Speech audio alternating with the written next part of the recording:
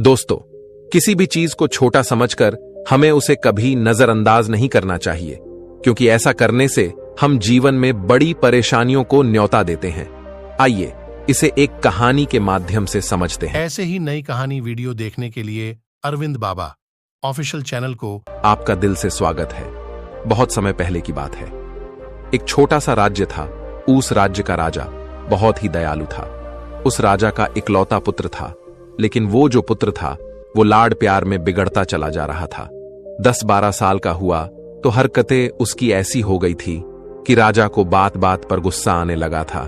और एक दिन राजा को अपने पुत्र के गलत आचरण पर इतना गुस्सा आया कि अपने ही पुत्र को, अपने ही बेटे को, राजकुमार को राज्य से बाहर निकाल दिया। दरबार में मंत्रियों ने समझाया कि महाराज आपके पुत्र हैं, राजकुमार हैं, आगे यही चल करके राजा बनेंगे। उसने कहा नहीं। राजा ने किसी की नहीं सुनी। रानी रोती रह गई। रानी ने भी राजा को बहुत समझाया कि उसे राज्य से बाहर ना करे, लेकिन राजा ने राजकुमार को बाहर भेज दिया। ऐसे ही 2 साल बीत चुके थे। अब समय के साथ जब राजा बूढ़ा हुआ और उसे लगा कि वाकई में राज्य को अब राजा देना होगा, तो उसने अपने मंत्रियों को बुलाया और कहा कि देखो, सैनिकों को मेरे बेटे को लेकर के जाओ और मेरे बेटे को ढूंढ करके लाओ। राजा ने अपने सैनिकों को राजकुमार को ढूंढने के लिए भेज दिया। इधर जो राजा ने अपने मंत्रियों को भेजा था, सैनिकों के साथ में तो ढूंढ रहे थे। सैनिकों उसे सब जगह ढूंढ लिया, जंगल में, गांव में, पर उसे राजकुमार कहीं नहीं मिल पाए। एक बार की बात है, एक दिन राजा यूं ही महल का चक्कर लगा रहे थे। तभी राजा के मन में विचार आया कि उसे अपने राज्य की खुशहाली के लिए पहाड़ों के बीच में बने मंदिर में भगवान के दर्शन करना चाहिए। लेकिन वह यह कार्य अकेले करना चाहता था। वह चाहता था कि उनके साथ कोई न चले। वह अकेला ही इस यात्रा को खुद तय करेंगे और शायद उन्हें अपना बेटा वापस मिल जाए। लेकिन उस रास्ते पर एक घना जंगल था। फिर भी राजा ने निश्चय किया कि वह मंदिर जरूर जाएंगे। राज्य के सभी लोग और मंत्री ने राजा को समझाने की बहुत कोशिश कि उन्हें उस जंगल में अकेले नहीं जाना चाहिए, वहां बहुत खतरा है। और उस जंगल में आज से पहले जो भी गया, कोई वापस नहीं आया। कुछ दिन बाद एक दिन ऐसा भी आया जब राजा ने सभा में सभी लोगों से कहा कि मैं कल भगवान के दर्शन के लिए जा रहा हूं। मंत्री बोले, महाराज, हमने आपसे पहले भी कहा था कि हम में से आप कुछ लोगों को अपने साथ लेकर चलिए। राजा बोला, नहीं मंत्री जी, हम पहले कह चुके हैं कि हमें उधर अकेले ही जाना है। क्या तुम्हें अपने राजा की वीरता पर संदेह है? मंत्री बोला, नहीं महाराज, हमें आपकी वीरता पर कोई संदेह नहीं है, लेकिन उस जंगल के रास्ते में 1-2 फीट का आदमी रहता है। वह बड़ा ही खतरनाक है। जो भी उसके सामने आता है वह उसे मार देता है। साथ ही साथ वह बड़ा चालक भी है। इसलिए उस जंगल में आपका अकेले जाना सुरक्षित नहीं है। राजा बोला, यदि वह मेरे सामने आया तो वो खुद जिंदा नहीं बचेगा। मंत्री बोला, ठीक है महाराज, आप अकेले जाना चाहते तो आप जा सकते हैं, लेकिन आप बस एक बात याद रखना कि जैसे ही वह आपके सामने आए, आप उसे थोड़ा सा भी मौका मत देना और उसे जान से मार देना, नहीं तो वह आपको चोट पहुंचा सकता है। राजा ने बोला, तुम लोग मेरी चिंता मत करो, मैं अपनी रक्षा खुद कर सकता हूं। कल मैं यात्रा के लिए निकल रहा हूं। सभा समाप्त हो गई और रात हो गई। रानी ने राजा से कहा कि महाराज, आपका वहां अकेले जाना सुरक्षित नहीं है। हमने अपने बेटे को पहले ही खो चुके हैं और अब आप भी चले गए तो हमारा क्या होगा? और रानी यह कहकर रोने लगी। राजा ने रानी से कहा कि देखना, मैं जब वापस आऊंगा तो अपने बेटे को भी साथ लेकर आऊंगा।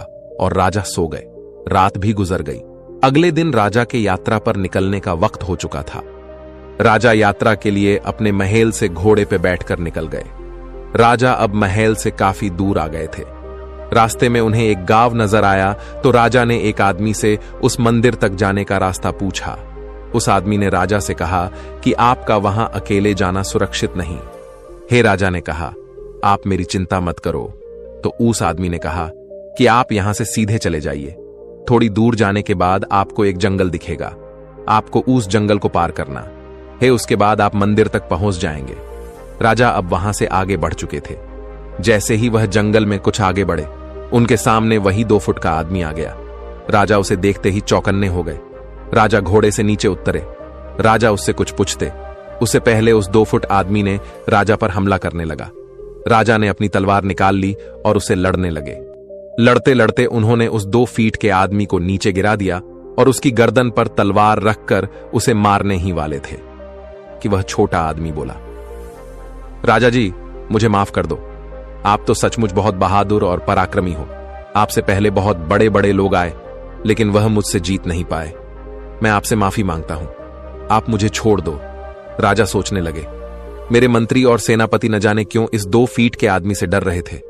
इसे तो मैंने ऐसे ही हरा दिया। राजा अब अपनी यात्रा के लिए कुछ आगे निकल आए। वह जो 2 फुट का आदमी था, अब वह 2 फुट से 4 फुट का हो गया था। उसने राजा पर फिर से हमला किया। राजा ने भी अपनी तलवार निकाली और उस 4 फुट आदमी से लड़ने लगे। राजा ने उसको फिर एक बार हरा दिया।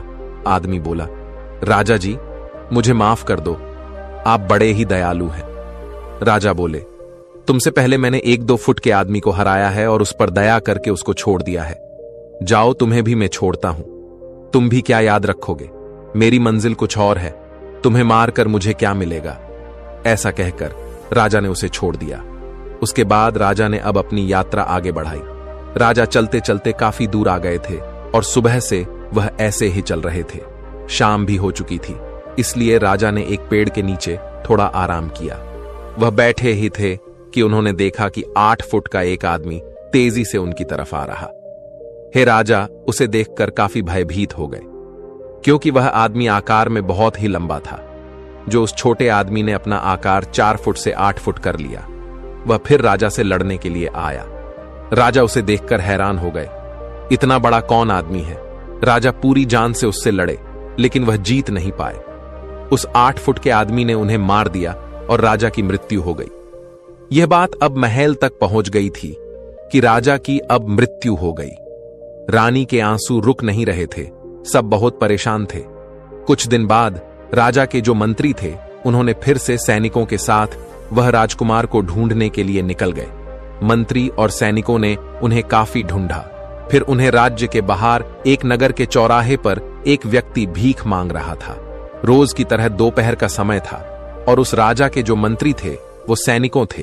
उन्होंने देखा कि चौराहे पर बैठा था, तो मंत्री ने कहा, ये देखा देखा सा लग रहा है। आंखें मिल गईं, और जहां आंखें मिल गईं तो मंत्री ने सैनिकों से कहा, रुक जाओ, लेके आओ। इसको उसको लेकर के आए। मंत्री ने देखा कि उस युवक के हाथों में राज चिन्ह था, जो कि सिर्फ राजकुमार के ही हाथ पर था। मंत्री अचानक उसके से पैरों में गिर गया। सारे सैनिक घोड़े पर से उतर गए। महाराज की जय हो, महाराज की जय हो कहने लगे, और ये जो फटे पुराने हाल में बैठा हुआ था बिल्कुल बेडंग हो चुका था, जिसका शरीर कमजोर सा लग रहा था। सैनिकों ने राजकुमार को घोड़े पर बैठाकर वहां से निकले। इसी तरह हमारे जीवन में छोटी छोटी मुश्किलें और समस्याएं आती रहती हैं, जिन्हें हम नजरअंदाज करते रहते हैं, लेकिन धीरे धीरे यह समस्या बड़ी होती रहती है। और जब यह समस्या बहुत बड़े रूप में हमारे सामने आती है तो हम उसका हल नहीं निकाल पाते, जिसका अंजाम बहुत बुरा हो सकता है। जब समस्या छोटे रूप में हमारे सामने आती है तो उसका हल आसानी से निकाला जा सकता है, लेकिन समस्या बड़ी हो जाने पर हमारी मुश्किलें और भी बढ़ जाती हैं। जैसे हम किसी कार्य को कल पर छोड़ देते हैं, यह सोचकर कि यह तो इतना सा है, लेकिन वक्त के साथ साथ वह कार्य भी बड़ा हो जाता है। इस कहानी से हमें यह शिक्षा मिलती है कि जीवन जब भी परेशानी या समस्या आए तो हमें उसी समय उस समस्या का हल निकाल लेना चाहिए, क्योंकि अगर आपने उसे अनदेखा कर दिया तो यह समस्या बड़ी होती चली जाएगी। उसके बाद हो सकता है आप इस समस्या का हल नहीं निकाल पाओ। छोटी समस्या को हल करना आसान होता है और बड़ी समस्या को हल करना मुश्किल। इसलिए किसी भी समस्या को कल पर नहीं छोड़े, बल्कि उसे आज ही हल कर दें। दोस्तों, आपने आज के इस वीडियो से क्या सीखा वह मुझे आप कमेंट में बता सकते हैं। इसी के साथ में उम्मीद है कि आपको आज की वीडियो पसंद आई होगी, तो इस वीडियो को उस इंसान को शेयर करें जिससे यह कहानी सुनने की जरूरत है, और उसी के ठीक बाद चैनल को सब्सक्राइब करें। तो चलिए फिर मिलते हैं ऐसी एक और नई वीडियो में एक नए मैसेज के साथ। तब तक के लिए अपना ख्याल रखें।